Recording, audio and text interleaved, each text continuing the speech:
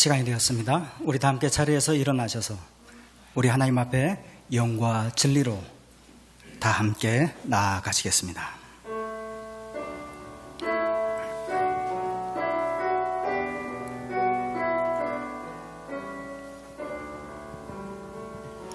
주의 인자는 끝이 없고 그의 자비는 무궁하며 아침마다 새롭고 늘 새로우니 주의 성실이 큼이라. 성실하신 주님 아침마다 새롭고 아침마다 새롭고 늘 새로우니 주의 성실이 큼이라. 성실하신 주님. 오라 우리가 굽혀 경배하며 우리를 지으신 여호와 앞에 무릎을 꿇자. 자비로우신 하나님 감사합니다. 이 복된 주일 살아계신 우리 하나님 앞에 예배할 수 있도록 우리를 불러주시고 이 복된 자리에 서게 하심을 감사드립니다. 이 시간 주님 앞에 나아간 우리가 금은 목석으로 아로새긴 우상 앞에 서는 자가 아니라 우리를 부르시고 우리에게 말씀하시는 살아계신 하나님 앞에 서게 되는 것을 기억하고 하나님 앞에 합당한 예배를 드리는 예배자가 되게 해 주시옵소서. 이 온 예배를 통하여 하나님께 영광 드리기를 원하오며 예수님의 이름으로 기도드립니다. 아멘.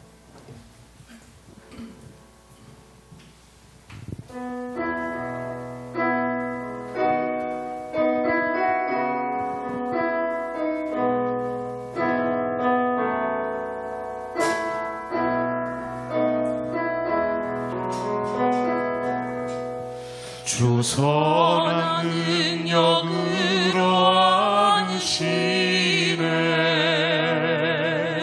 그 크신 팔로 날 붙드시네. 절망 속에도 흔들리지 않고 사랑하는 주 얼굴 구하리. 선한 능력으로 일어서리.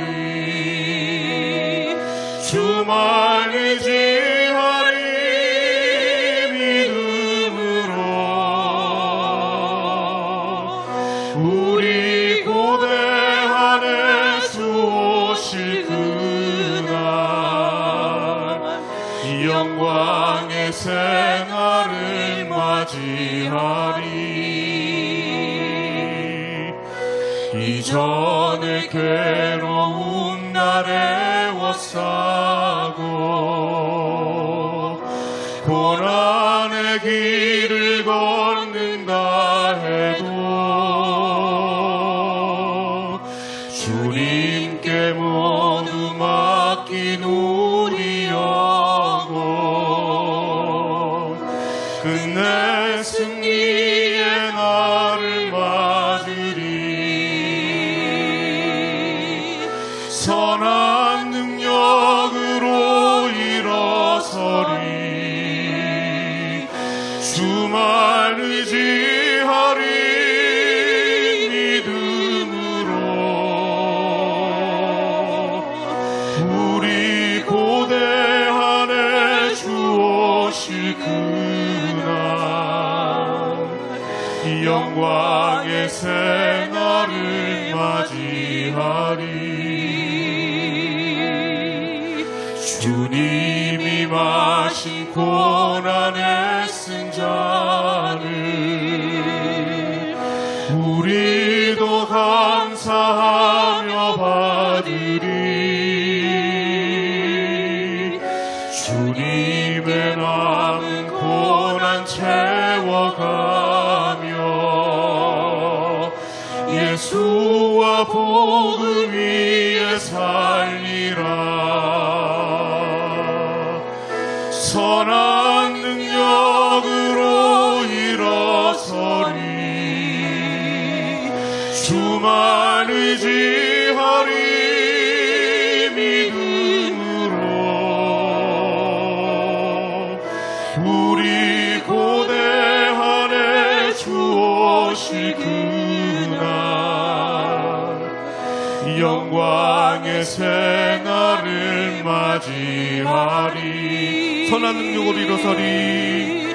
선한 능력으로 일어서리. 주만 의지하리. 믿음으로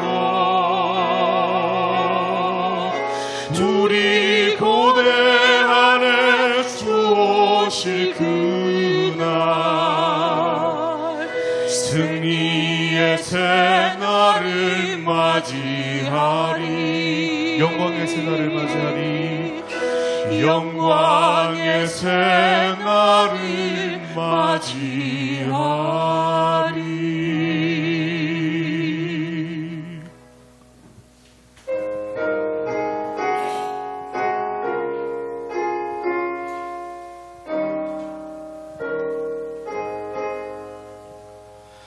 어두운 내 눈 밝히사 진리를 보게 하소서. 진리의 열쇠 내게 주사 참빛을 찾게 하소서. 깊으신 뜻을 알고자 엎드려 기다리오니 내 눈을 뜨게 하소서. 성령이여 막혀진 내 귀 여시사 주님의 귀한 음성을 입으로 밝히 들을 때에 내 기쁨 한량 없겠네. 깊으신 뜻을 알고자 엎드려 기다리오니 내 귀를 열어주소서.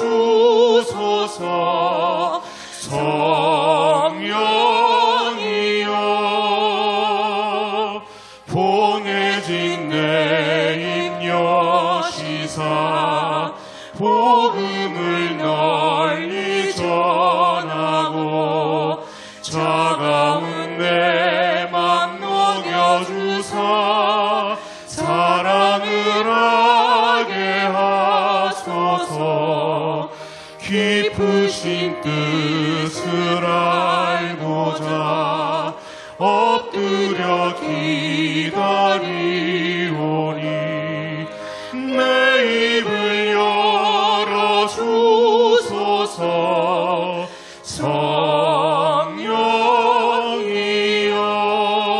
성령이여. 자리에 앉으셔서 저희 주의 말씀 듣고서 찬양 이어서 부르겠습니다.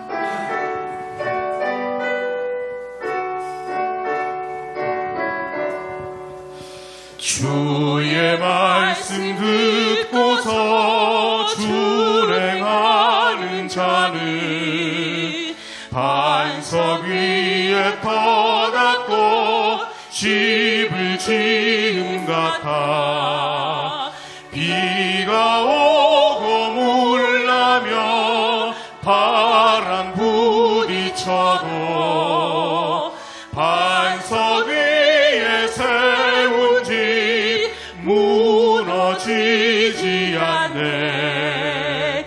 잘 짓고 잘 짓세 우리 집 잘 짓세. 만세 반석 위에다 집 잘 짓세. 주의 말씀 듣고도 행치 않는 자는 모래 위에 터닫고 집을 지은 같아. 비가 오고 물나며 바람 부딪힐 때 모래 위에 세운 집 크게 무너지네. 잘 짓고 잘 짓세. 우리 집 잘 짓세. 만세 반석 위에다 우리 집 잘 짓세. 세상 모든 사람들 집을 짓는 자리 반석 위가 아니면 모래 위에 짓네. 우리 구주 오셔서 지은 상을 줄 때 세운 공로 따라서 영영 상벌 주리. 잘 짓고 잘 짓세. 우리 집 잘 짓세. 만세 반석 위에다 우리 집 잘 짓세.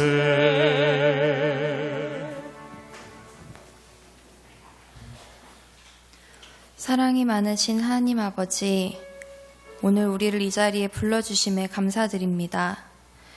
우리를 자녀 삼아 이곳에 부르셨으니 하나님 아버지, 우리에게 들을 수 있는 길을 허락해 주시옵소서. 초록이 아름다운 바람이 훈훈한 계절이 지나갑니다. 우리가 보고 느끼는 모든 것이 주님의 질서 안에 있는 것임을 늘 깨닫게 해주시옵소서. 내가 누리던 것을 누리지 못하는 상실감과 새로운 상황에서 어찌할 바를 알지 못하는 당혹스러움 속에서 우리는 하나님이 날 위해 예비하신 몸의 대책, 마음의 대책을 구하는 자들이 되게 하여 주시옵소서. 신을 벗고 주님 앞에 자신의 이력을 버렸던 모세처럼 우리도 하나님 앞에 나의 방법과 고집을 버리는 우리가 되길 원합니다. 그랬을 때에 주님이 이끄시는 그 길을 주와 동행하며 세상이 주지 못하는 평안을 누리게 해주시옵소서. 신종바이러스로 고통받는 모든 이들을 위해 기도합니다. 아픈 자들이 속히 회복되어 그들과 우리의 삶이 예전처럼 자유롭게 되길 소원합니다. 지켜져야 할 자들의 건강을 지켜주시옵고 분열된 생각들이 모아져 이 위기를 잘 이겨낼 수 있는 지혜를 허락하여 주시옵소서. 연약한 자들이 먼저 쓰러져가는 이 전쟁 같은 상황에서 주님이 대책을 펼치셔서 많은 자들이 치유받고 은혜로운 하나님을 더 알게 하는 기적이 일어나기를 소원합니다. 두 분의 목사님, 사모님을 위해 기도합니다. 주님을 알아가고 전하는 일에 부족함이 없게 해주시고 날마다 새로운 지혜를 부어주시옵소서. 영육 간의 강건함을 허락해 주시옵고 그들의 삶에 주님만이 제일 좋은 친구요 인도자가 되게 해 주시옵소서. 매일 아침의 삶이 세상 다른 것에 영향받는 것이 아닌 하나님 혼자만으로 영향받는 그런 삶이 되게 해 주시옵소서. 또한 주님이 세우신 교회를 위하여 기도합니다. 이곳에 모인 모든 성도들이 주님이 전하시는 뜻을 온전히 깨달아 주님 보시기에 기쁜 삶을 살게 하여 주시옵소서. 우리의 삶과 우리의 생각이 변화될 때에 세상 가운데 우리가 거저받은 것을 온전히 전할 수 있는 복된 자들이 되게 하여 주시옵소서. 이 모든 말씀 사랑이 충만하신 예수님 이름으로 기도드렸습니다. 아멘.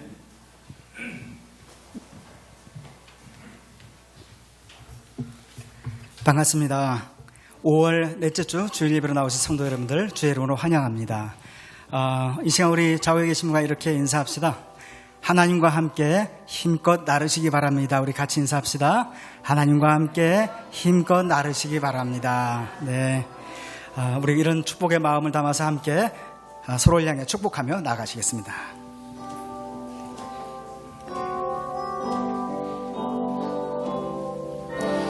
하나님께서 당신을 통해 메마른 땅에 샘물 나게 하시기를 가난한 영혼 목마른 영혼 당신을 통해 주 사랑 알기 원하네.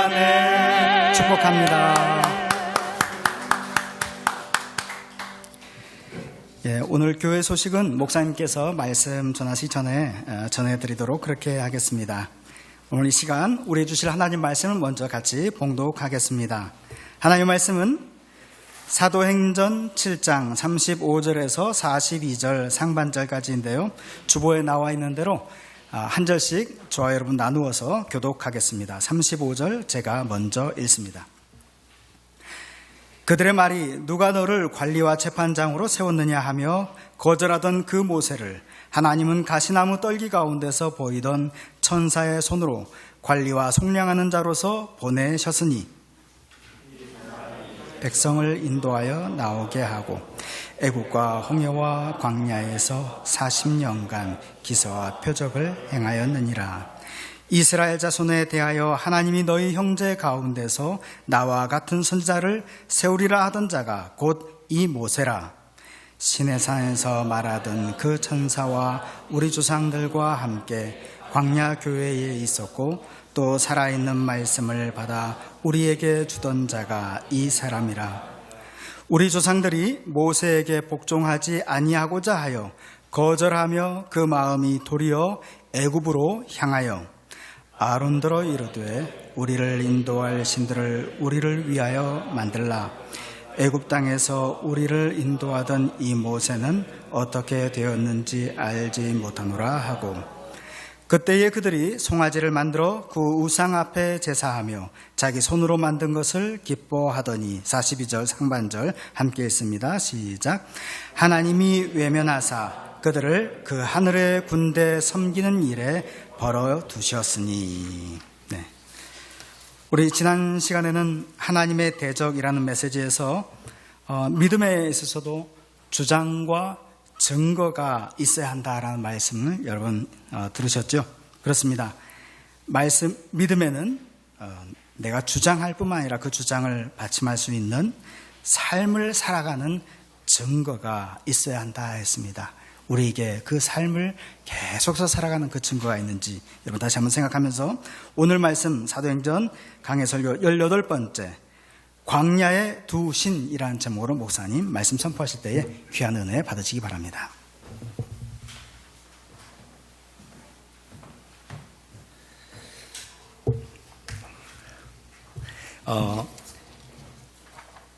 광고를 제가 좀 오늘 하려고 순서를 조금 바꿨습니다. 첫 번째 광고가 아무래도 중요해서 제가 여러분들에게 좀 강조도 좀 드리고 싶은데요. 지난주에 전단지가 이렇게 다 나갔죠. 전단지가 다 나갔는데 이것을 좀 활용해서 우리가 좀 아는 지인들, 특별히 물론 불신자, 낙심자 그리고 초신자들 포커스로 이렇게 이걸 전단지를 그래서 만든 겁니다. 그리고 더 중요한 것은 이번에 이 행사가 물론 전도도 목적이지만 또 우리 교인들은 또 참석했으면 참 좋겠다라는 그런 마음의 열망이 있습니다. 지금 주변에 그 퇴근길 콘서트라고 해서 이 주변 여기의 주변 그 직장인들에게 모르겠습니다. 일단 약속을 받은 사람은 정확하게 7명은 약속은 받았는데 이제 뭐 어쨌든 10명이라고 간주한다 치더라도 우리 성도님들이 한 20자석은 좀 이렇게 와주셔야 됩니다. 여기 계신 분들 다 오면 아마 될 것 같아요. 그래서 시간을 낼 수 있는 분들은 나중에 그냥 오시면 안 됩니다. 이번에는 좀 예약을 좀 했으면 좋겠어요.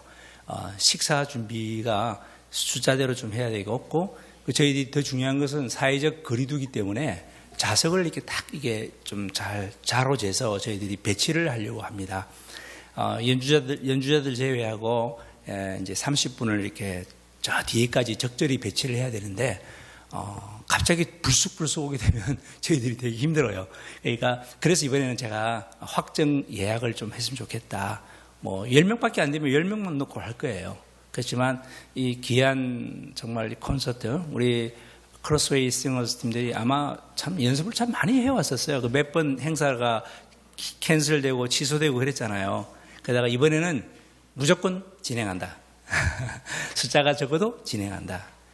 그런데 여러분들, 저는 바라기는 사실은 전도도 좋고 다 좋은데 우리 성도님들이 그날 다 오셨으면 좋겠는데 라는 마음이 있습니다.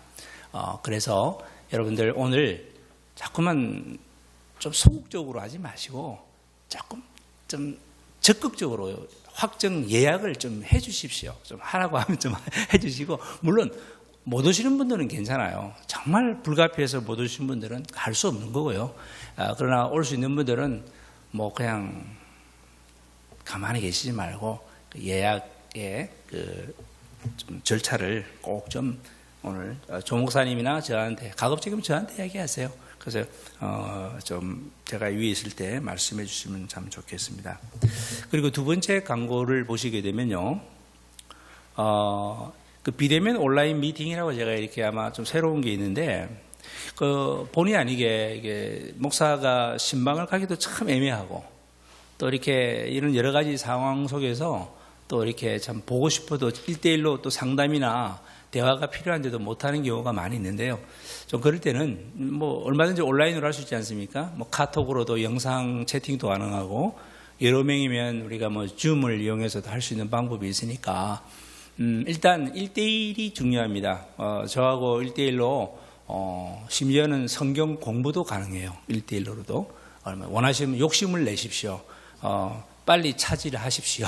그래서 요새 이제 주중에 여러분들이 저하고 한 시간, 적절한 시간을 해서 이렇게 얼마든지 또 말씀 저랑 같이 또 이 대책임질도 가능해요. 이 주보에 있는 말씀 갖고도 얼마든지 은혜 받은 거 한두 가지도 나눌 수 있고, 지금 우리가 소그룹을 이제 공식적으로는 하지 않으니까 예배 마치고는 그냥 간단한 그냥 개별적으로 이제 친교를 하라고 제가 했고요. 이제 소그룹을 하지 못하니 이 비대면 온라인 미팅으로서 이렇게 해서 저한테 미리 시간 약속해서 개별 신청하시면 충분히 가능하다라는 것입니다. 생활 방역에 대해서는 계속 이걸 뭐 계속 광고가 나가니까 지켜주시면 좋겠습니다. 대화할 때는 꼭 마스크를 꼭 좀 서로 착용을 해주셨으면 감사하겠습니다. 뭐 커피 드시거나 먹을 때는 어쩔 수 없는데요. 그래도 어느 정도 거리를 두고서 이렇게 해주셨으면 참 감사드리겠습니다. 제가 잠깐 기도하고 시작하겠습니다. 하나님 아버지, 우리가 뜻밖의 초대 퇴근길 콘서트라는 컨셉으로 하우스 콘서트를 진행합니다. 주변의 직장인들에게도 우리가 좀 귀한 영혼의 쉼터를 제공하고 싶지만 우리의 삶에도 이 퇴근길이라고 하는 상징적인 의미가 참 큽니다. 잠시 우리가 주님 앞에 나가는 시간, 지난주 말씀에 빗댄다면 정년을 맞이하는 시간, 신을 벗는 거룩한 곳에 우리가 임하는 시간, 또 이번에 이 뜻밖의 초대를 통해서 한번 같이 우리가 하나님과의 아름다운 영적 교제 속에 나갑니다. 클래식을 통해서 우리의 마음이 열리고, 또한 계속된 찬송가의 그 귀한 특성, 그 준비된 연주로 많은 사람들이 은혜 받기를 원하오니 하나님 준비하고 있는 크로스웨이 싱어스 한 사람 한 사람을 축복해 주시기를 바라고, 5월 28일 날 당일날 하나님의 은혜가 임하셔서 우리 예수길교회 성도들을 비롯해서 많은 자들이 함께 참석할 수 있는 뜻깊은 자리가 되게 하여 주시옵소서. 예수님 이름으로 기도드립니다. 아멘. 광야의 두 시인이라는 이제 제목으로 말씀을 전합니다. 주보를 아마 펼치시고 또 이렇게 뭐 필기도구도 준비하시면 참 좋을 것 같고요.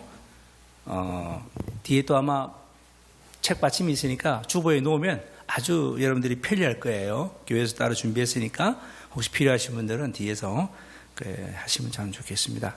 설교 드릴 때 여러분들이 또 나름대로의 문제에 대한 답이 나오다 싶으면 딱 그 필기하는 여러분들의 모습이 되게 아름다워요. 그러니까 미리 잘 준비하셔서 함께 우리 호흡을 맞추셨으면 좋겠습니다.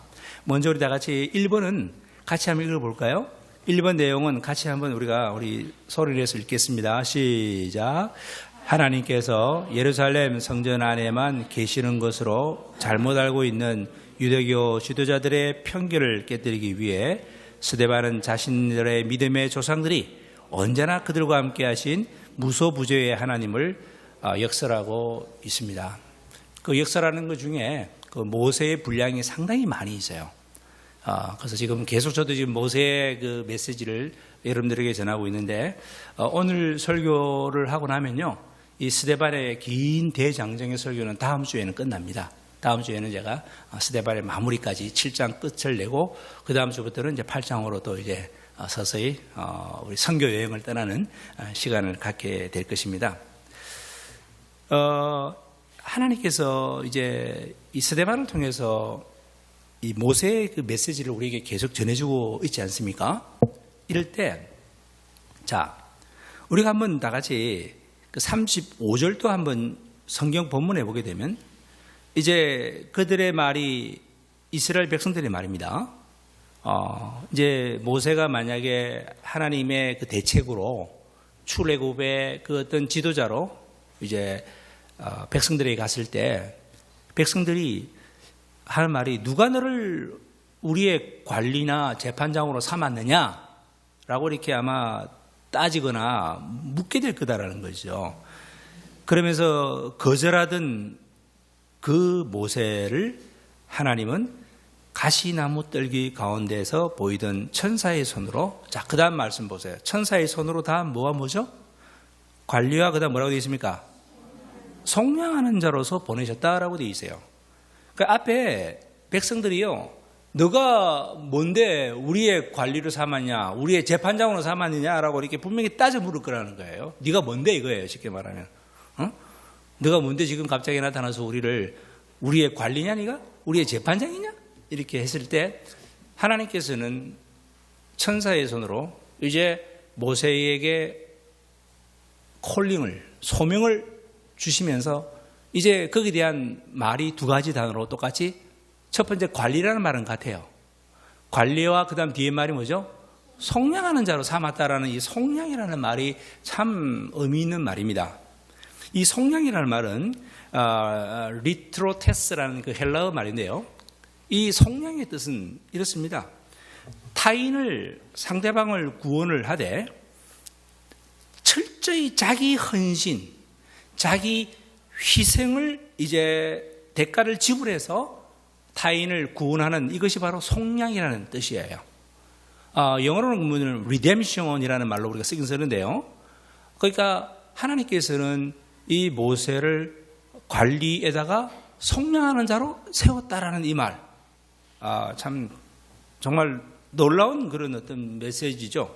나중에도 설명하겠습니다만은 여기 보게 되면 37절을 잠깐 앞서가서 보게 되면 이런 말이 있습니다. 이스라엘 자손에 대하여 하나님이 너희 형제 가운데서, 그 다음에 뭐라고 되어 있습니까?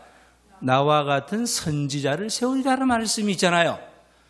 이것이 바로 뭐냐면 나와 같은 선지자를 미래에 하나님이 세운다. 그럼 나와 같은 선지자라는 것은 모세가 모세 자기 자신을 두고 앞으로 너희를 위해서, 너희 형제를 위해서 먼 미래에 하나님이 나와 같은 선지자를 세운다는 이 말은 바로 이게 지금 조금 전에 말씀드리는 속량하는 자를 세운다. 즉 장차 오실 예수 그리스도의 그림자로서의 자기 자신을 이야기를 하고 있는 거예요. 어마어마한 고백이라고 할 수가 있죠. 다시 우리 이번 문제를 다시 한번 보게 되면요, 우리 속량하는 자의 뜻에 대해서 지금 제가 말씀을 드렸습니다만은 여기 보게 되면 또 한 가지 여러분들이 참 표현법이 그렇습니다. 여기 35절에 그 보면 그 모세라고 되어 있죠. 예? 그 모세, 거절받았던 그 모세.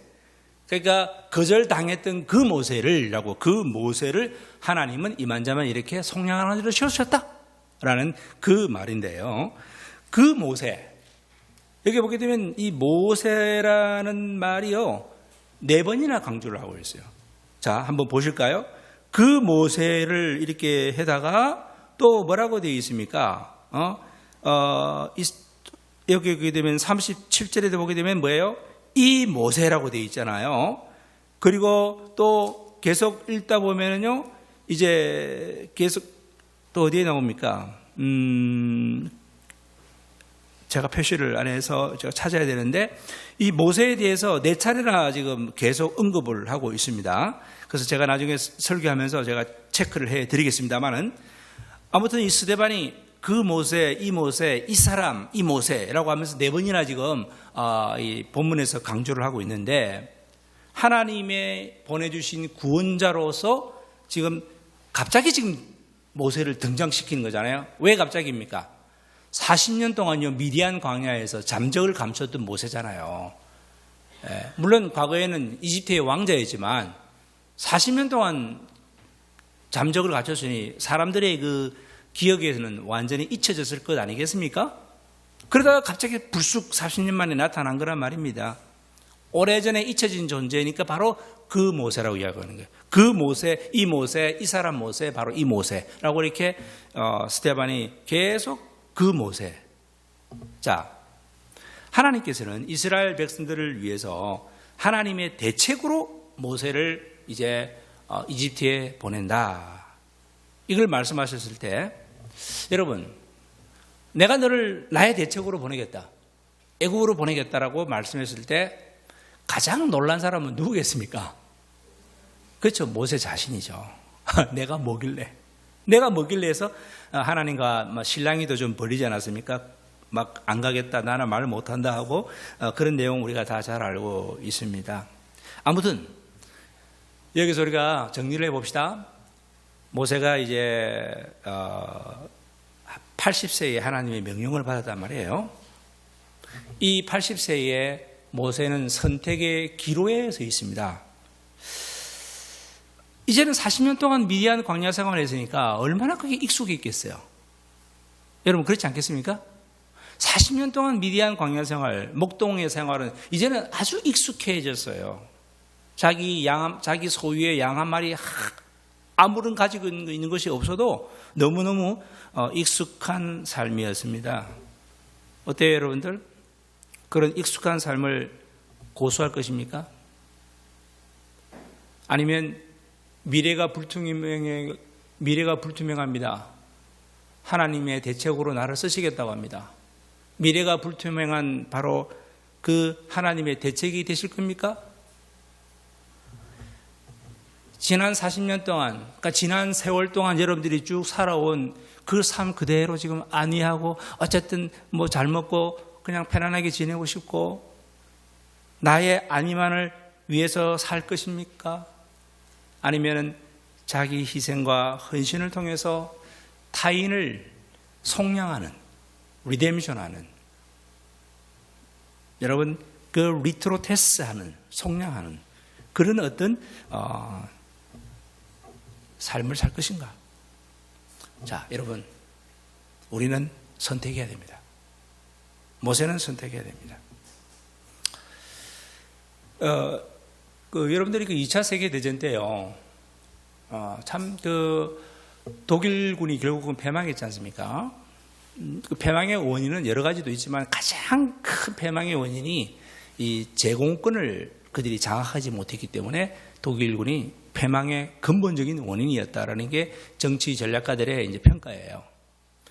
그때 이제 하늘의 제공권을 미처 완전 장악하지 못했기 때문에 이제 그 연합군들의 그 젊은 조종사들이 비행기를 몰고 그 독일군하고 싸울 때요, 한번 이륙에서 뜨면 이제는 다시 돌아올 수 없는 그런 어떤 여정을 나르는 것과 같은 그런 심정이었단 말이에요. 하지만 그 참혹한 그런 참 전시 속에서 그래도 살아나온 조종사들이 있었어요. 그 젊은 조종사들이 지금은 나이가 이제는 많이 되어가지고 이제 그때의 그 시절을 이제 회상하면서 인터뷰한 내용들이 많이 나와 있어요. 그 중에 한 사람의 인터뷰가 이런 내용이 있더라고요. 한번 잘 들어보세요. 내가 희생되더라도 나로 인해서 사랑하는 나의 조국과 인류의 평화가 지켜줄 수 있다면 그런 신념이 나의 모든 두려움을 극복할 수 있는 용기를 안겨주었다. 이런 인터뷰를 하는데요. 비록 내가 희생되더라도 내 조국과 혹은 인류의 평화가 지켜줄 수 있다는 그 신념, 이게 바로 두려움을 극복할 수 있는 용기가 되었더라. 참 의미가 있습니다. 용기가 어디서 오는가, 여러분들? 뭔가 귀중한 가치를 찾았을 때, 또 정말 세상 살아가는 그 의미를 내가 깨달았을 때, 나의 두려움을 극복하고 나와의 싸움에서 이길 수 있는 용기를 발휘할 수 있는 그 사실, 이게 바로 저와 여러분들 오늘날 신앙인들에게도 이건 그대로 적용되는 말이라고 저는 생각합니다.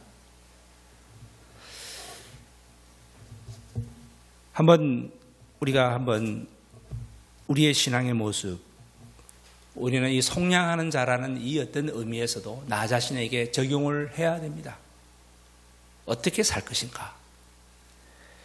우리 한번 3번 문제를 한번 읽어볼까요? 주보에 있는 3번 문제를 한번 먼저 같이 읽어봅시다. 모세는 시작. 모세는 자신의 현실에 순응하기보다 하나님께 순종하는 길을 선택하였습니다. 그 결과 여러 가지 기사와 표적이 계속 일어났습니다. 여기서 생각해봐야 될 참된 기적이란 뭐냐라는 거예요. 여기서 문제에서 체크하시게 되면 순응과 순종의 뜻을 구분하셔야 됩니다. 순응과 순종을 구분하시고, 그리고 기사와 표적이라는 것은 기적인데요. 정말 기적 중에 기적은 뭐냐라는 게 이제 제가 이 3번의 질문입니다. 자, 우리 스토리를 엮어 갑시다.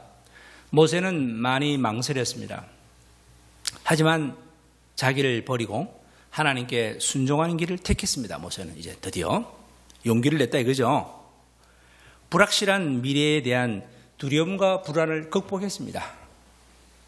자기와의 싸움에서 이기는 용기 있는 바로 이 신앙의 길을 모세는 택하게 되었다. 자, 이제 이 정도는 우리가 정리를 했습니다. 그렇게 선택해서 나아갔을 때 어떤 결과가 있었는가? 자, 오늘 성경 본문 36절에 어떠한 결과가 있었는가? 다 같이 36절을 한번 읽어봅시다. 이 사람이 백성을 인도하여 나오게 하고 애굽과 홍해와 광야에서 40년간 기사와 표적을 행하였느니라. 여러분 이거 보세요.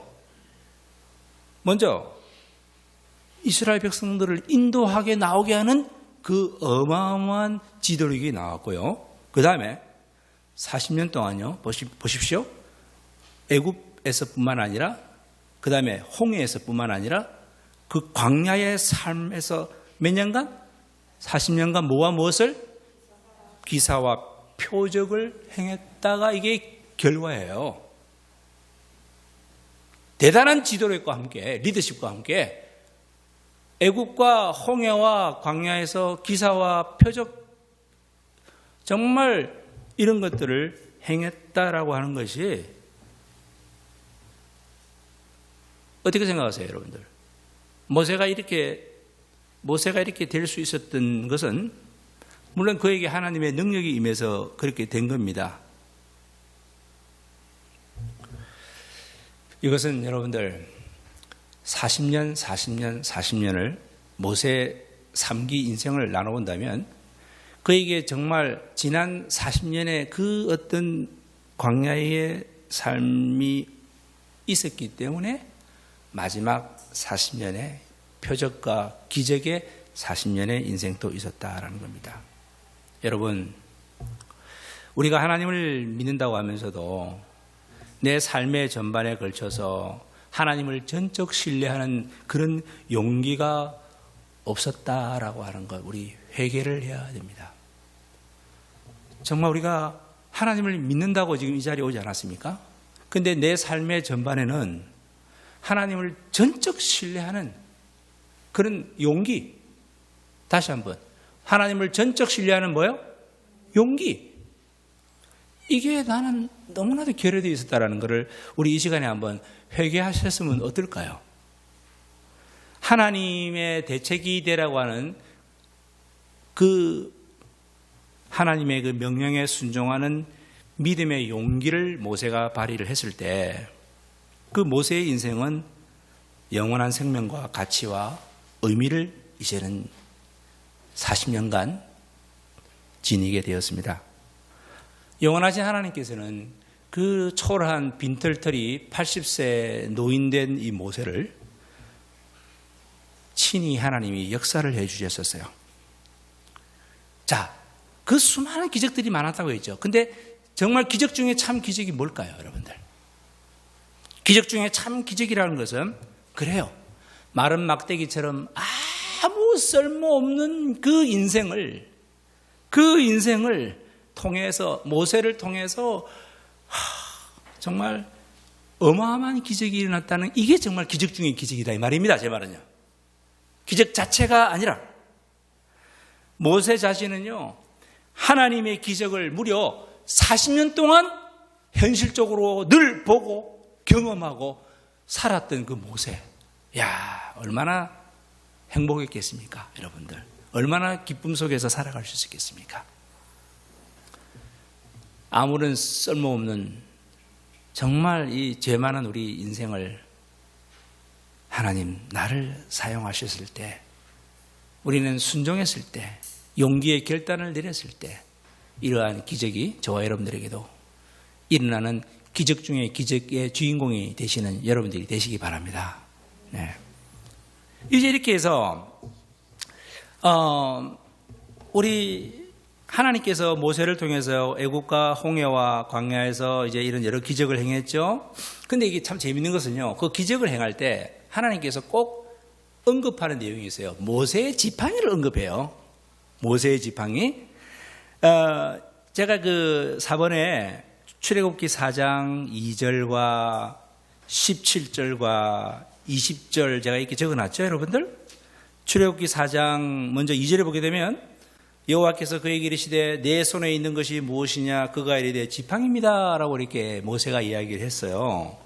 그 다음에 여러분들 17절에도 보게 되면 너는 이 지팡이를 손에 잡고 이것으로 기적을 행해라 라고 되어 있습니다.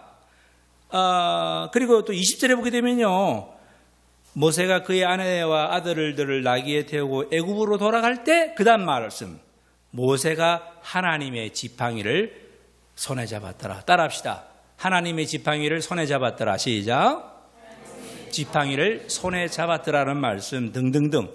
그리고 난 다음에요, 여러분, 지팡이가 변해서 뱀이 돼서 이런 사건부터 시작해서요, 이제 10가지 재앙 속에서 재앙을 행할 때마다 지팡이를 들어서, 지팡이를 향해서, 지팡이를 통해서, 나중에 이 홍해를 가를 때도 지팡이를 통해서. 자, 뭐 찾지는 않겠어요. 개인적으로 한번 찾아보시기 바랍니다. 자, 아무튼 제가 지금 여기에 문제의 4번을 보게 되면, 제가 4번에서 뭘 제가 말하고 있냐면은, 이 기적을 일으키는데 하나님께서는 모세의 지팡이를 사용하는 것을 우리가 볼 수 있다라는 겁니다. 자, 보세요. 비록 메마른 보잘것없는 지팡이지만, 여러분, 광야에는요 변변한 나무가 없습니다, 여러분들. 그렇죠? 광야에는요 변변한 나무, 그러니까 나뭇가지가 있을 수가 없어요. 그래봤자 겨우 하나 지팡이 될 만한 거 잡아봤자 정말 우리가 볼 때는 아무 볼품이 없는 거예요. 자, 이런 마른 지팡이, 그런 볼품 없는 것, 여기서 의미하는 바가 있지 않겠습니까? 비록 마른 막대기처럼 쓸모없어 보이는 그런 사람이라 할지라도 예수 그리스도 안에 하나님의 자녀가 된 우리, 이미 하나님의 자녀가 된 저와 여러분들, 바로 이것이 하나님의 기적이다. 이것이 기적이다. 기적은 거룩하신 하나님께서 이 세상에 오셔서 더러운 나를 찾아오셔서 내 가운데 계신다는 게 이게 기적 중에 또 기적이죠. 죽을 수밖에 없는 나를 예수 그리스도 안에서 우리가 영원한 생명을 얻었다는 것, 이거 기적이에요. 이게 기적으로 여러분들이 느껴지시기를 바랍니다. 이게 기적이에요. 기적이에요. 사랑하는 성도 여러분, 또 하나의 기적을 말해볼까요? 이 어렵고 힘든 이 시대에, 이 시대를 위한 하나님의 대책으로 나를 믿어주세요. 너가 나의 대책이다 라고 믿어주시는 이것도 기적이고요. 우리가 이러한 사실을 깨닫지 못하는 것을 오늘 회개하시기 바랍니다. 회개하시기 바랍니다. 하나님께서 마른 막대기 같은 나를 당신의 기적 덩어리가 되게 하는 그 기적을 베풀어 주시는 이유가 뭘까? 하나님, 왜 나에게 이런 기적을 베풀어 주시죠? 내가 어찌하여 하나님의 자녀가 되었나요? 죽을 수밖에 없는 죄인인 내가 어떻게 이렇게 영생을 소유할 수 있는 이러한 기적 중에 기적을 저에게 베풀어 주셨나요? 이때 여러분들이 잠깐 우리가 아까 제가 언급한 내용 5번 문제를 제가 좀 다시 한번 말씀을 드리고 싶은데요. 그래서 하나님께서는 나와 같은 선지자라고 하는 이 모세를 속량하는 자로 삼으시는 그 절차가 있었다라는 거예요. 나와 같은 선지자라는 것은 이거 물론 신명기 18장 15절에 있는 내용을 그대로 인용한 거예요. 이거는 스데반이 인용한 거예요. 신명기 18장 15절 맞을 겁니다. 그 이제 이렇게 인용한 내용인데요. 자, 아무튼 잠깐 우리가 이거 좀 스토리를 바꿔서요. 모세가, 자, 우리 크게 한번 모세의 그 인생에서 그가 만났던 삶을 보게 되면, 자, 첫째 모세는 태어나서 부모를 만났습니다. 그죠? 그리고 난 다음에 그 스토리는 다 아시니까 그 갈대 상자에 떠내려가서 두 번째 만난 사람이 누구겠어요? 애굽의 공주였단 말이죠. 그죠? 이집트 공주를 만난 게 아마 또 놀라운 변화점이라고 할 수 있고, 또 하나의 포인트를 잡는다면 이제 나중에 자기가 정체성을 막 자기 열정이 불타올랐을 때 자기 동족을 만났다는 것도 하나의 또한 전환점이 될 수가 있었죠. 그래서 뭐 미디안 광야로 쫓겨가 버린 것이니까 그 사건으로 인해서. 그리고 난 다음에 광야에서 이제 헤매고 있을 때 모세의 인생이 또 바뀐 게 결정적인 사람이 모세의 아내 시포라입니다. 시포라를 만났기 때문에 이제 그렇게 그 광야 생활을 40년 동안 할 수 있다는 게, 크게 사람을 만난 이 네 가지의 이 인물을 여러분들 한번 생각해 보신다면, 지난 인생 속에서요, 자, 부모와 이집트 공주와 그리고 자기 동족과 그리고 뭐라고 했습니까? 시포라. 이 네 사람은요 서로 아무런 상관관계가 없어요. 다 따로따로 놀아요. 그죠? 다 따로해요. 하지만 여러분들, 이렇게 무관해 보이는 네 번에 걸친 이 만남, 이게요, 서로 상관없어 보이는 이 만남은 모세가 이제 그 가시떨기 나무, 타지 않는 떨기 나무에서 하나님을 인격적으로 만났을 때, 즉 하나님의 말씀이 임해서 말씀과 말씀으로 만났을 때, 여러분 다시 한번, 하나님을 뭘로 만났을 때? 인격적으로 만났을 때, 여러분 이 네 가지 아무 상관없어 보이는 이 네 만남이 아주 이렇게 하나님의 놀라운 스토리로 쫙쫙 바뀌어가는 인생이 되었다라는 걸 여러분들이 체크하셔야 됩니다. 그러니까 무슨 말이냐면요, 이거예요. 하나님을 인격적으로 만난 사람은 어떤 사람과의 만남이라 하더라도 절대 무의미한 만남은 없다, 이 말씀을 제가 드리는 거예요. 여러분들, 여건도 어떤 상황도, 내가 만나는 여건과 상황 정말 무관해 보이지만요, 마찬가지예요. 내가 하나님을 인격적으로 만났을 때 그 여건과 모든 상황은 희한하게 하나님의 역사를 일으키게 하는 그런 것들이 되더라 이거예요, 여러분. 자, 이렇게 해서 이런 모세가 그런 어쨌든 그 긴 인생을, 80년 인생을 제가 이렇게 네 만남을 통해서 여러분들에게 말씀을 드렸는데, 그럴 때 이제는 이 스데반을 통해서 이 이른 모세가 나와 같은 선지자라고 이렇게 정언을 하고 있습니다. 그 37절에 나오죠. 자, 본문 37절 한번 읽어봅시다. 다 같이 37절 본문 시작. 이스라엘 자손에 대하여 하나님이 너희 형제 가운데서 나와 같은 선지자를 세우리라 하던 자가 곧 뭐예요? 여기 이 모세라. 자, 제가 말씀드렸죠. 아까 그 모세 다음에 두 번째 뭐예요? 이 모세가 두 번째예요. 이 모세. 예. 이 스데반은요, 그 모세, 이 모세. 자, 미리 말로 온 김에 자, 체크해 볼게요. 그게 38절에 보게 되면 끝에, 38절 끝에 뭐예요? 이 사람이 누구예요? 모세예요. 그리고 하나 더, 그 40절 중간에 보게 되면 애굽 땅에서 우리를 인도하던 뭐예요? 이 모세. 그러니까 이게 스데반이 그 모세, 이 사람, 이 모세. 이렇게 해서 다 그렇게 지시를 합니다. 그게 바로 뭐냐면 지금 듣는 회중을 생각하는 거예요. 너희들이 그렇게 싫어했던, 너희들이 그렇게 거부했던, 바로 그러나 이 모세, 이 사람, 그 모세가 바로 나와 같은 선지자, 너희들이 그렇게 대망했던 바로 이분이 그분이다. 참 놀라운 스데반의 그 어떤 예언적인 메시지가 이게 나오고 있는 겁니다. 그래서 여러분들 그 한 명의 답은 이제는 아시겠죠?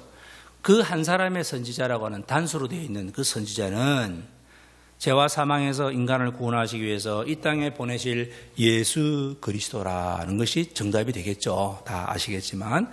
그러니까 빈털터리 노인, 그 노인이 성자 하나님의 예수님의 뭐가 되었다? 그림자가 되었다라는 것을 여기서 말하고 있어요. 구약에 나오는 예표, 타이폴로지입니다. 이게 예표라고 말하죠. 자, 너무 깊이 들어갈 수는 없으니까 여러분들 6번 한번 보시게 되면 우리 6번 문제도 한번 읽어볼까요? 자, 다 같이 6번 문제 시작. 과연 모세의 삶이 어디에 모세 스스로 자신이 예수 그리스도의 그림자라는 인식의 삶을 구현할 수 있었을까요? 라고. 자, 연관된 문제입니다. 과연 모세가 어떤 삶을 살았길래 어떻게 감히 그 어떤 예수 그리스도의 그림자로까지 이렇게 인식되는 삶을 살아갈 수가 있었을까라는 것입니다. 여러분들, 사랑하는 성도 여러분, 우리가 영원한 말씀을 소유한 그 사람에게는 이 세상의 것은 절대 목적이 될 수가 없는 거예요. 수단입니다. 수단. 그렇기 때문에 80세 나이에 그가 가지고 있는 것이라고는 마른 지팡이 하나밖에 없었습니다. 빈털털입니다. 즉 모세는 뭐예요? 인생이란 빈손으로 왔다가 빈손으로 떠나는 나그네라는 것을 철저히 인식했던 사람이었다라는 것입니다. 그걸 바르게 알고 실천한 인생이었다. 그런 사람에게 이 세상 것은요, 하나님의 명령에 수행하기 위한 도구에 지나지 않을 뿐 나의 소유가 될 수 없다라는 거예요. 훗날 모세는요, 모세가 그 시편 90편이 모세의 시입니다. 여러분들 집에서 한번 모세가 궁금하면 모세의 시를 한번 읽어보세요. 시편 90편인데요. 제가 그 중에 한 절을 소개할게요. 3절인데요. 주께서 사람을 뒷글로 돌아가게 하시고 말씀하시기를 너희 인생들은 돌아가라. 우리가 돌아가야 될 때가 있다는 거죠. 우리의 인생은 티끌이라는 거예요. 티끌. 예. 자, 어때요? 그 티끌 빈손의 결과로 모세는 예수 그리스도라는 그림자로 성화될 수 있었다. 사랑하는 성도 여러분, 우리가 이 인생의 법칙을 깨달아야 됩니다. 빈손으로 왔다가 빈손으로 돌아가는 인생임을 철저히 깨달아야 됩니다. 여러분들. 그래서 이제 35절에 우리가 아까 살펴봤던 속량하는 자, 그 뜻이 아까 뭐라고 했죠? 누군가를 구원하되 자기 희생을 통해 상대를 구원하는 사람을 일컫는 자를 제가 속량하는 자라고 제가 말씀드리지 않았습니까? 그러니까 이게 모세가 소명, 즉 콜링을 받은 다음에 그 다음에 이 세상을 떠나기까지 자기 자신을 위해서나 자기의 유익을 위해서나 자기의 이득을 위해서는 살지 않았다라는 게 중요한 거예요. 마지막 그 40년의 인생은 그렇다는 거죠. 모세는 이스라엘 백성을 위한 하나님의 대책이 되리라는 그 하나님의 명령에 순종하는 삶을 이제는 피니싱 웰 한 거죠. 참 멋있어요. 정말. 여러분은 7번을 보시게 되면 주님께서 십자가 보혈의 피로 우리의 모든 죄가 씻어졌음을 정말 여러분들 믿으십니까? 자, 답하십시오. 7번. 주님의 십자가의 보혈의 피로 나의 모든 죄가 씻어졌음을 여러분 정말 믿으십니까? 크게 대답해 보세요. 정말 믿어요? 그렇다면 그 지난주에 말씀의 복습이지만 그 증거가 뭐냐 이거예요. 그게 무엇으로 드러나야 됩니까? 여러분들이 주장은 그렇게 했어요. 나는 정말 내 모든 죄가 주님의 보혈의 피로 씻어졌다. 그건 주장이죠. 주장에는 반드시 뭐가 필요하다고 했습니까? 증거가 필요하다고 했어요. 그래서 스냅샷과 동영상이라는 말씀도 제가 지난주 드렸습니다. 그 증거가 무엇으로 드러나야 되죠, 여러분들? 저는 갈라디아서 5장 24절 말씀 하나 소개할게요. 들어보시기 바랍니다. 그리스도 예수의 사람들은 육체와 함께 그 정욕과 탐심을 십자가에 못 박았느니라. 이게 바로 증거가 돼야 돼요. 우리 예수 믿는 사람들은요, 육체와 정욕을 내 육체와 함께 내 탐심과 정욕을 십자가에 못 박는 자라는 것입니다. 탐심과 정욕의 하수인 노릇하던 우리의 육체를, 손과 발을 예수 그리스도 안에서 십자가에 못을 박아야 된다. 십자가에 죽어야 된다. 이 말입니다. 여러분, 부활하신 예수님께서 제자들에게 손과 발을 보여주셨죠, 그죠? 못 박힌 손과 발을 보여주셨지 않습니까? 아주 선명한 그 부활의 증거를 보여주셨듯이 여러분 아주 선명하게 보여주셨어요. 이게 의미하는 바가 있습니다. 마찬가지로 우리들도 이 십자가의 흔적이 새겨진 그 빈손, 십자가의 흔적만 극명하게 남아있는 그 빈손으로 살아가는 저와 여러분들이 되셔야 됩니다. 따라합시다. 빈손의 신앙. 따라합시다. 빈손의 마음. 빈손의 정신. 그렇게 살아갈 때요, 우리는 하나님의 선한 청지기가 될 수가 있죠. 빈손의 마음으로 살아갈 때 몸을 던져서 불의와 맞설 수도 있습니다.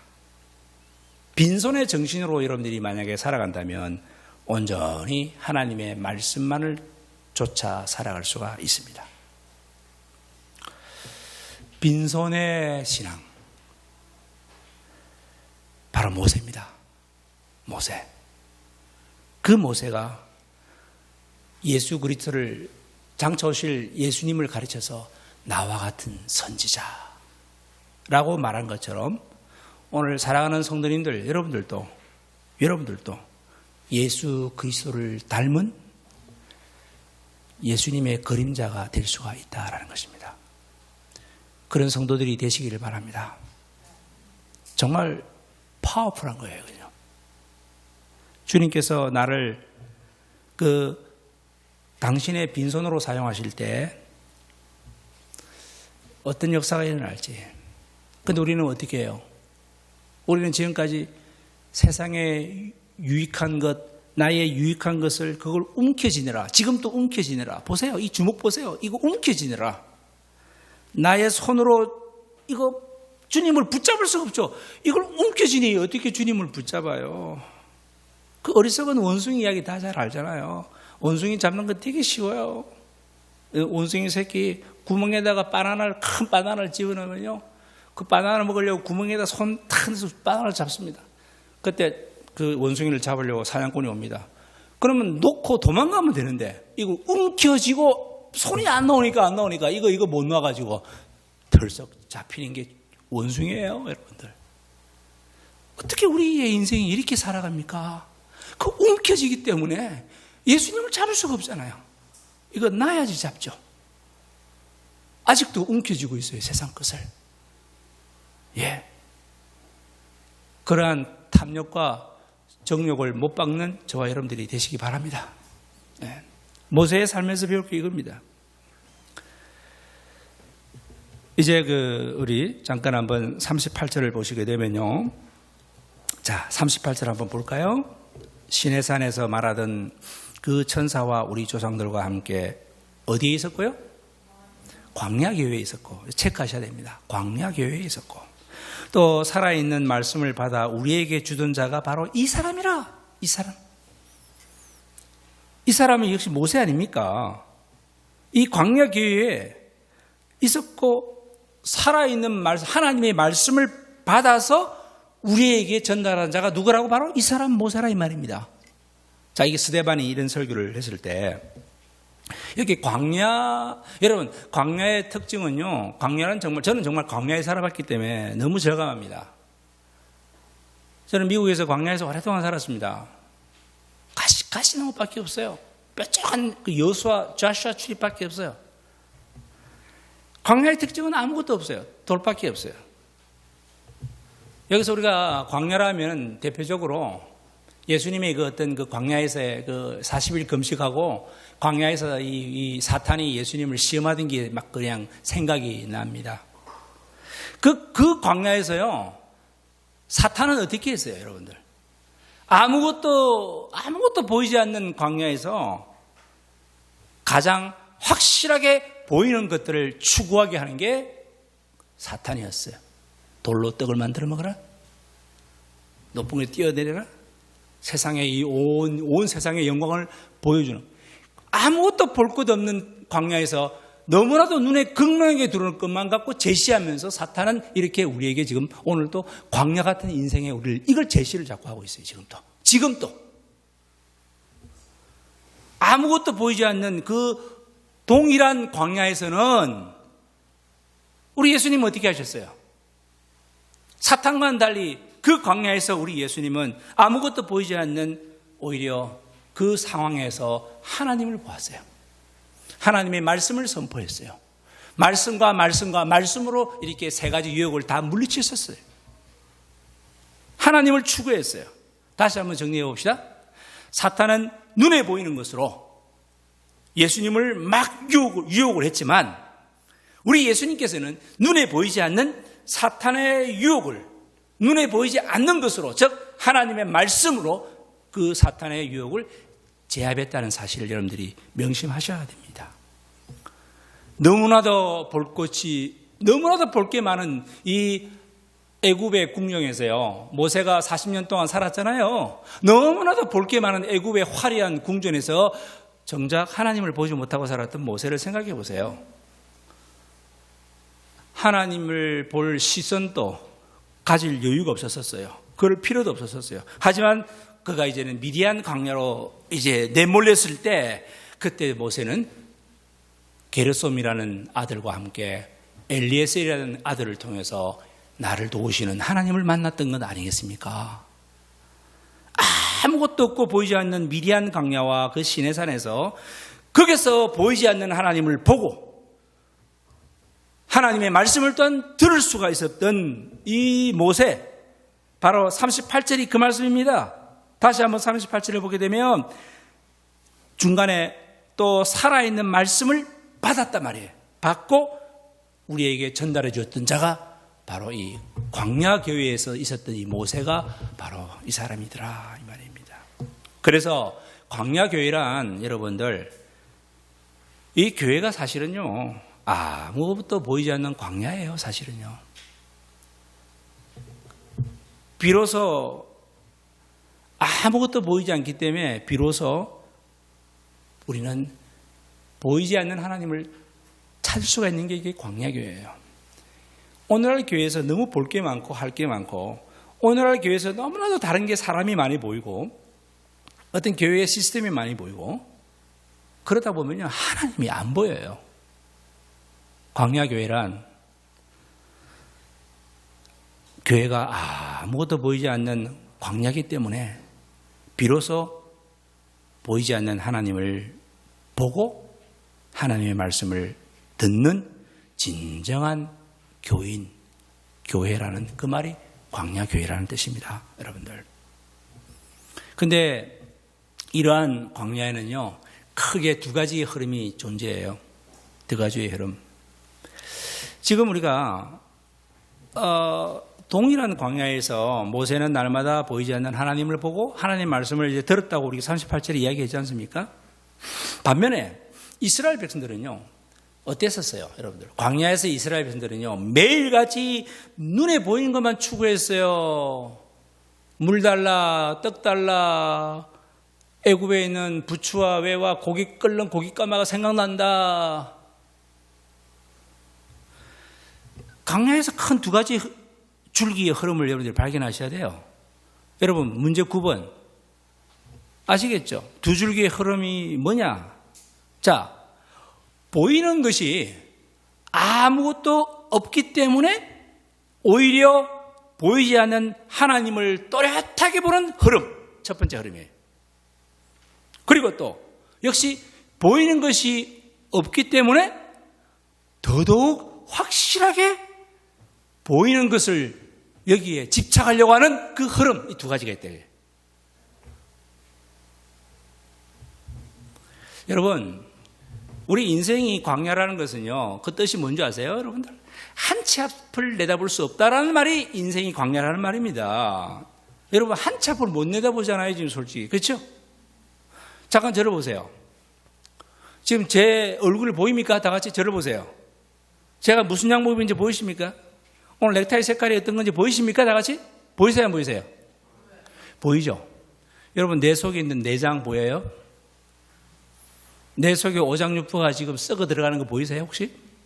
혹시 여기 내 심장이 병이 들어가 있는 거 있다면 그게 보이나요? 내가 나를 봐도 그래요. 여러분들은 더 못 보지만 내가 나를 봐도요, 나도 내 거울에 비친 내 모습밖에 못 봐요. 못 봐요. 이게 바로 인생이에요, 여러분들. 인생이 바로 그거라고요. 한 치 앞을 못 내다보는 게 인생이라고요. 지금 내 속에 오장육부가 어떻게 되는지 나는 아무것도 몰라요, 지금요. 아무것도 몰라요. 인생이란 아무것도 보이지 않는 광야일 수밖에 없는 거죠. 인생이 광야니 우리가 그 인생의 광야에서 교회를 다니니 그 교회도 광야 교회일 수밖에 없는 거죠, 여러분. 광야 인생, 광야 교회. 네. 여러분들 우리 그리스도인들의 모임, 이게 또요, 솔직히 이건 광야 교회예요. 지금 그 광야에서 중요한 건 이거예요. 아까 두 가지 여러분 기억나시죠? 그 보이지 않는 광야에서 여러분들 어떻게 해야 됩니까? 뭘 우리는 봐야 될까요? 보이지 않는 영원하신 뭐예요? 하나님을 보셔야 된다는 거예요. 근데 우리는 보이지 않는 광야에 내 눈에 보이는 돈과 물질과 권력과 온갖 이런 세상 것을 보느라고 정신이 발려 있으면 하나님은 정말 보이지가 않는 거죠. 볼 수가 없는 거죠. 그래서 광야에서요, 이스라엘 백성들이 다 아시잖아요. 황금 덩어리에 집착했어요. 무슨 말입니까? 모세가 40일 동안 그 시내산에 하나님 말씀을 받으러 갈 때 아무리 기다려도 모세가 안 내려오니까 막 안절부절한 이스라엘 백성들이 결국은 아론을 통해서 우리 다 금붙이를 모아서 뭘 만들자고요? 금송아지를 만들자고 그랬잖아요. 그래서 이 금송아지를 보고 이 송아지가 우리의 하나님이다 라고 하면서 우상을 숭배했던 걸 여러분들이 기억날 겁니다, 여러분들.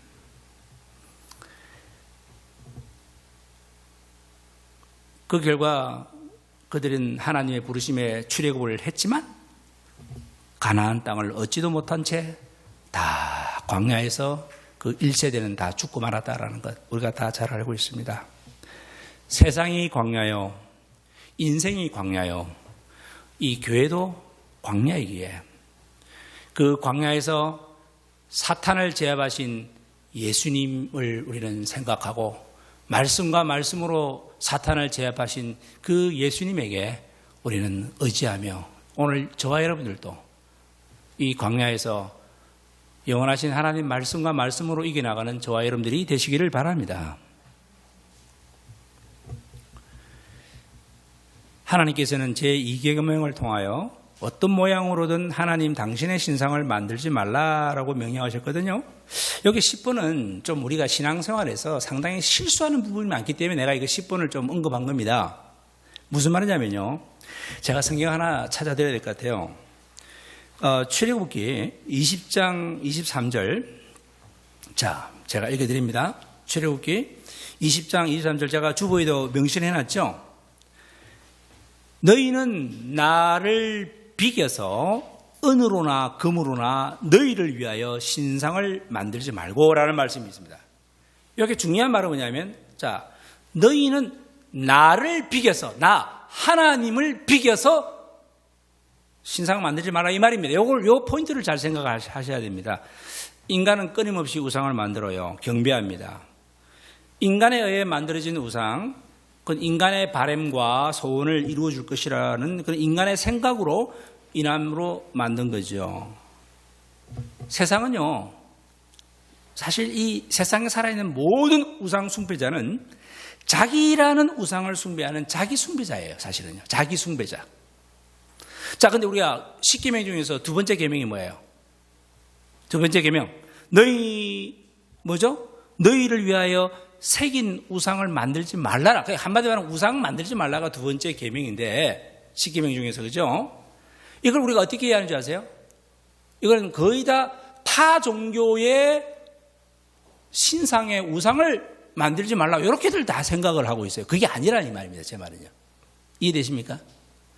우리가 이 우상을 만들지 말라를 갖다가 전부 타 종교의 이상한 그런 조각상 이런 것들을 만들지 말라라고 생각하는데, 그러다 보니까 과거에 몇 년 전에는 이런 일이 났죠. 저 밀양인가? 어떤 밀양에 무슨 해가지고 그게 우상을 갖다가 섬기는 다른 타 종교예요. 불교인지 뭔지 모르겠습니다만, 거기에 어떤 젊은 청년이 막 의협심을 갖고 그 우상을 다 때려 부수고 막 그런 게 신문에 난 적이 제가 기억이 있는데, 그런 아주 어리석은 일까지 범하는 게 나와요. 왜? 자기는 이 계명을 준수하기 위해서 그걸 갖다가, 그게 그런 뜻이 아니다 이 말을 제가 드립니다. 무슨 말이냐면, 여러분 잘 들어보세요. 여기서 이 계명에서 금하고 있는 우상의 실체란 뭐냐?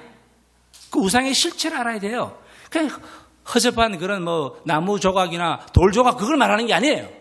여기서 말하는 것은 제가 출애굽기 20장 23절을 제가 읽어드리지 않았습니까? 너희는 나를 비겨서, 자 따라합시다. 너희는 나를 비겨서, 시작. 너희는 나를 비겨서 은이나 금이나 이걸로 만들지. 그러니까 나라가 누굽니까? 나가 누구겠어요? 하나님이지 않습니까? 그러니까 하나님께서는 하나님 당신의 신상을 만들지 말라라고 경고하신 것이지, 그죠? 다른 우상은 그건 아예 취급도 안 해요, 하나님은. 자, 우리가 지금 10번 문제, 그 이유가 뭐냐? 왜 그렇게 신상을 만들지 말라고 했을까? 우리 스스로 계시는 우리 하나님은 영원하시고 무한하신 시공을 초월하시는 분 아니겠습니까? 이 세상 그 무엇도 그분을 온전히 담을 수가 없습니다, 사실은요. 그러므로 누구든지 하나님의 신상을 만드는 순간, 다시 한번요, 누구든지 하나님의 신상을 만드는 순간 그 사람은 하나님과는 전혀 무관한 자기 숭배자로 전락하게 된다는 것을 명심해야 됩니다. 지금 오늘 제가 읽어드렸던 그 11번 문제를 연관해서 보세요. 11번 문제를 보게 되면요, 시내산에 올라간 모세 있잖아요. 제가 말씀드렸죠. 그 40일 동안 이스라엘 백성들의 마음이 막 안절부절 난리 났습니다.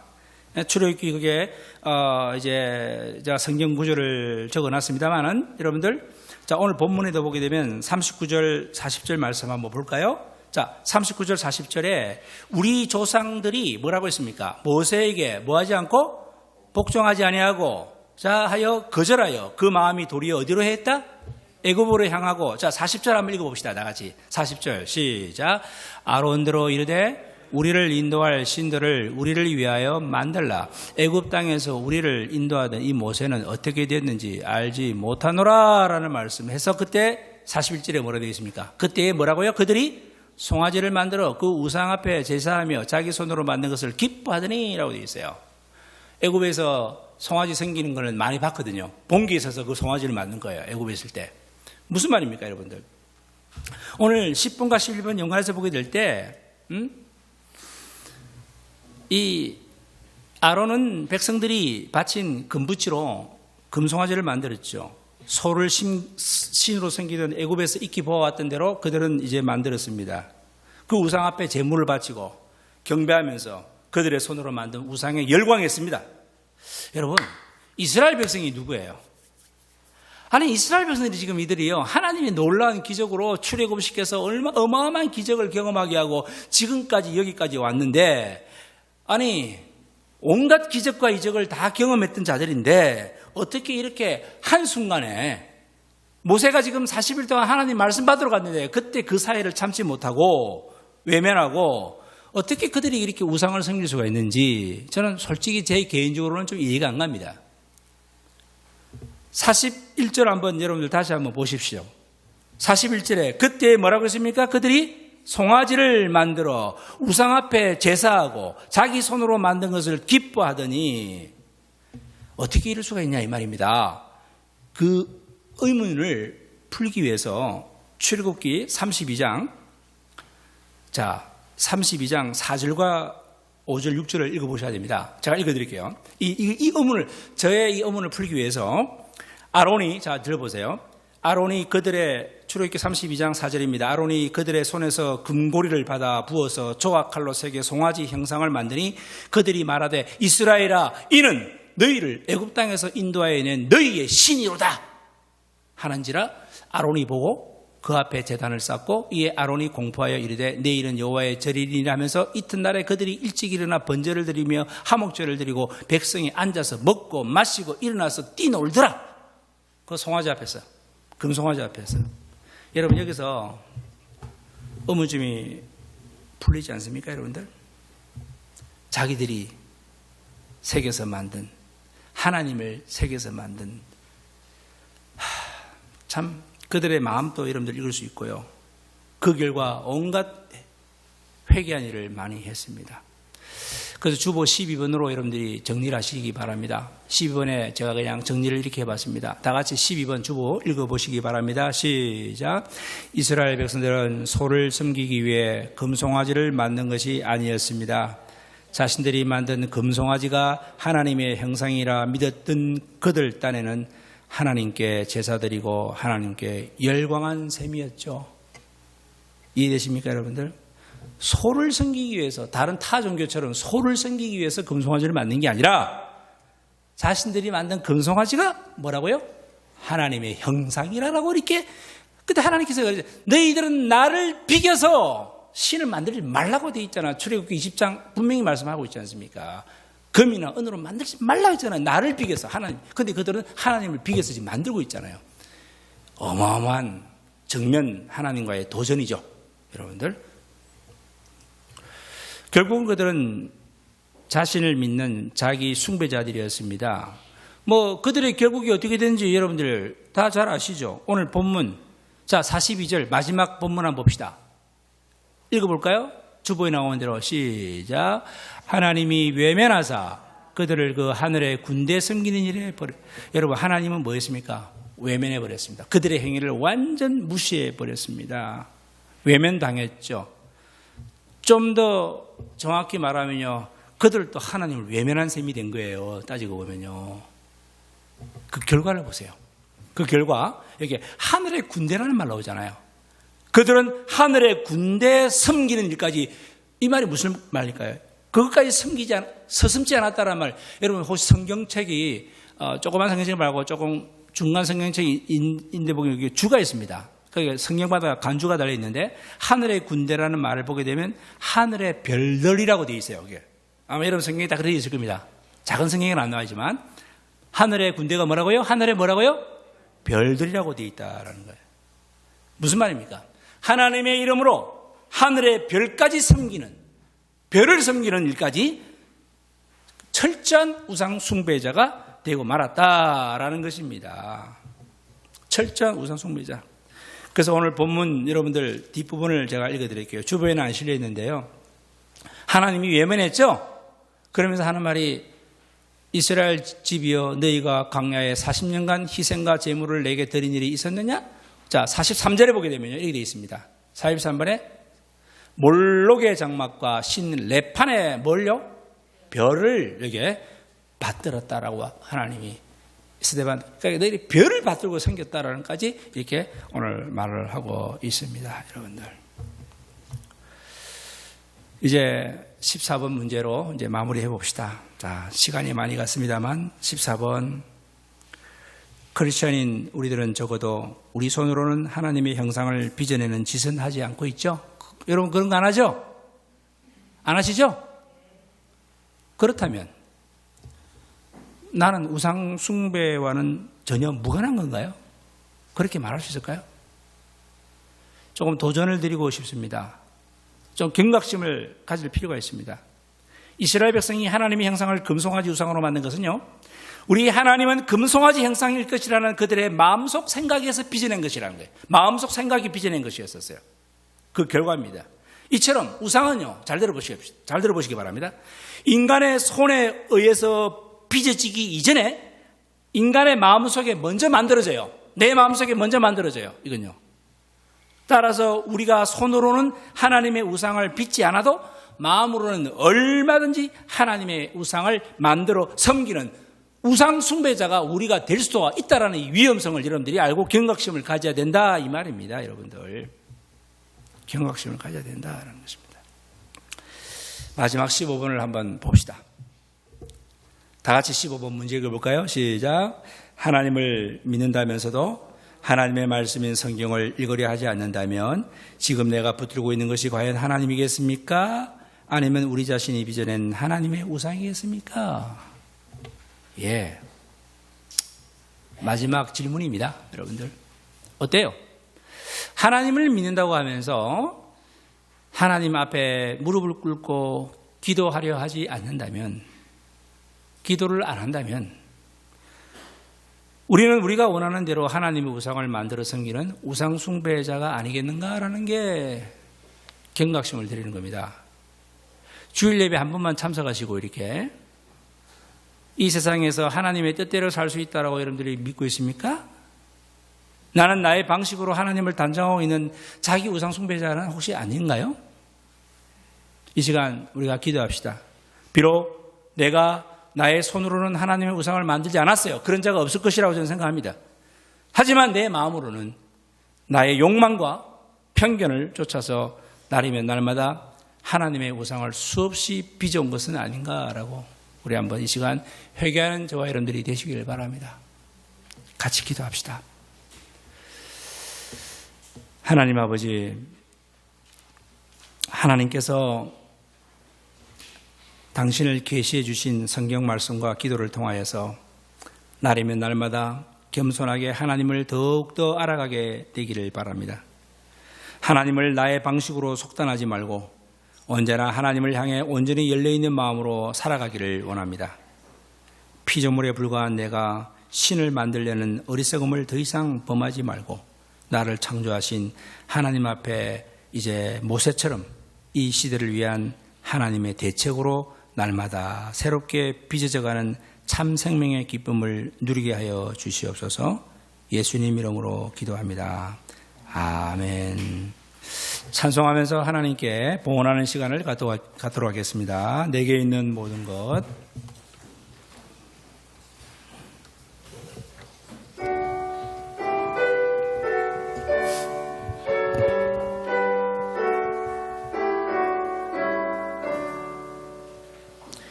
내게 있는 모든 것을 아낌없이 드리네. 사랑하고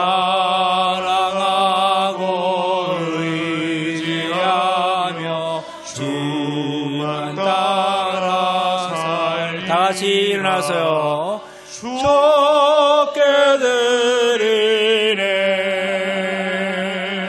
주께 드리네. 사랑하는 구원자 앞에 모두 드리네. 감사드립니다. 이 어렵고 힘든 와중에 거룩하게 성별하여 드리는 이 귀한 헌금을 축복하여 주시고 바치는 손길 하나님께서 특별히 강건하게 하시사 정말 아름다운 그 섬김의 결실들이 저들의 삶에 나타나게 하여 주시옵소서. 주님, 이 물질이 쓰이는 곳마다 하나님의 귀한 뜻이 나타나게 되기를 소원합니다.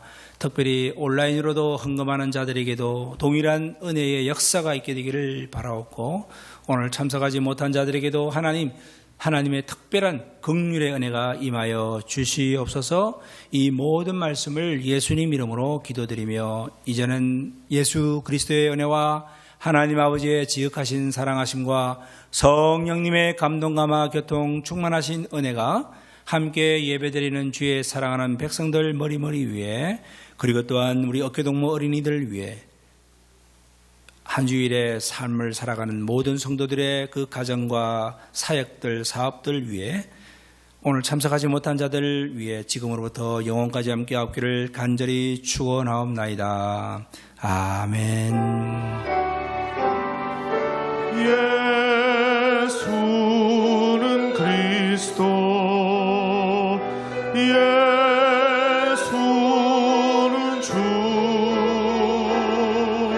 하나님의 영으로 경배드리리. 우리 하나님께 감사와 영광의 박수를 힘껏 올리겠습니다. 감사합니다. 네, 예배 마쳤습니다. 위에서 우리 또 가볍게 친교 나누시고 가시기 바랍니다.